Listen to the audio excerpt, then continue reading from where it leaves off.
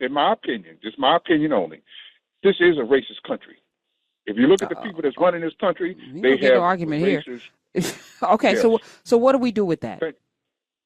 I don't know. We just have to continue to press people to get involved with politics and your civic duties. We have to keep on doing it. Is it more vote. racist? Is it more racist now than the 1950s? We're ready. We're prepared. Do not give in to fear. We are fearless. This is not the time to be afraid. This is a time to stand up and fight back and to resist any temptation for them to divide us. We're in this together. The rule of law is on our side. We will not give in, not give up. We will not capitulate. We will not bow. We will not bend.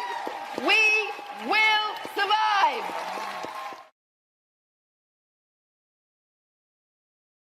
Let me go to the phones. Gerald in Maryland. Thank you for holding. Welcome to the Karen Hunter Show. Hey, Karen. Hey. You have a great show. Thanks. I've been listening to you for a long time, and this is my first time calling. All right. And I live in Maryland. I'm a retired D.C. firefighter. I lived in D.C. Well, I was born in D.C. And you are right. D.C. is no longer Chocolate City, okay, if I could use that. I think that the issue is that most educated, I would say younger white people, they no longer want to live outside of a city. They rather come in and live in the city where, because, D.C. is building, apartment buildings, condos. They putting retail on the first floor, and you will never really have to, leave your building to go to the store. They don't they stop buying cars. They commute to work, bikes, or if you look at DC have bicycle lanes all over. To get to my second point, yes. So, but pause for a second, because go ahead. Bike lanes are a function of city planning, which means that somebody knew that there was going to be a large influx of these people, or that they would plan for a large influx of these people.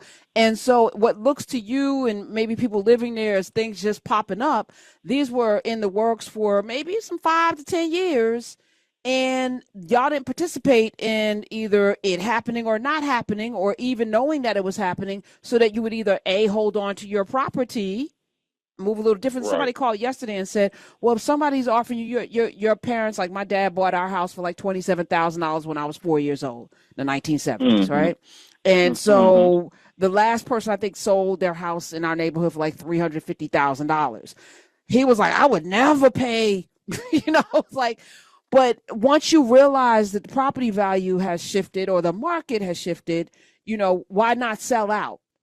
And that's a great question. Except if you understand, if we don't have a plan, like it would be nice for everybody to sell out in a certain area and then we all move collectively to a depressed area and rinse and repeat, because then our wealth is continuing to build. But for the most part, we can't even buy back into the neighborhoods that we sold out in if we want to come back. So if there's no plan for us to go somewhere collectively, to me, anyway. But I'm sorry, continue. I'm just second point quickly. Yes, you are correct. The people, this country to me is, I don't think we're in a good spot. I think we're going backwards. I really do think that, I don't know if it's because people that just refuse to vote, because if you look at it, less than half of the country people that's eligible to vote, less than half voted. And it just seemed to me, this is, in my opinion, just my opinion only, this is a racist country. If you look at the people that's running this country, they have no argument racist, here. Okay, yes. So what do we do with that? I don't know. We just have to continue to press people to get involved with politics and your civic duties. We have to keep on doing it. Is it more racist? Is it more racist now than the 1950s? I'll say, I would say, of course, I was not born in the 50s, but based on my knowledge of history, we're going that direction. I would Okay, say is it more racist than the 1850s?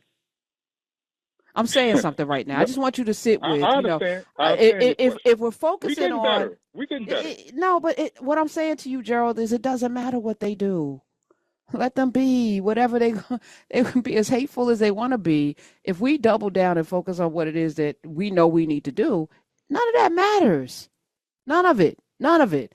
Our ancestors in the 1870s built communities throughout this country. Some are still here. Some of y'all are still living in incorporated towns that folk that were on plantations a few years before figured out how to build. Tuskegee still existing. I just saw this piece on George Washington Carver today that was just a reminder of the brilliance and the genius of folk who were born in bondage, who figured out how to build community in the midst of what must have been some really hateful behavior. You think about the kinds of ways in which people were treated during enslavement. We talk about maybe one generation out of that. Those hateful people are still there. Okay. But somehow we created communities. Robert Church alone, you think about Robert Church Sr., what he was able to do in Memphis, and then by way of Memphis to Oklahoma and throughout. I mean, it's just, to me, if we focus on the hate, then we're not spending time building. The hate we can't do anything about. The building we can. Let's focus on what we can do. Gerald, welcome to the Call-In family. Do not be a stranger. We're ready. We're prepared. Do not give in to fear. We are fearless. This is not the time to be afraid. This is a time to stand up and fight back and to resist any temptation for them to divide us. We're in this together. The rule of law is on our side.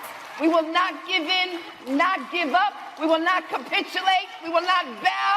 We will not bend. We will survive.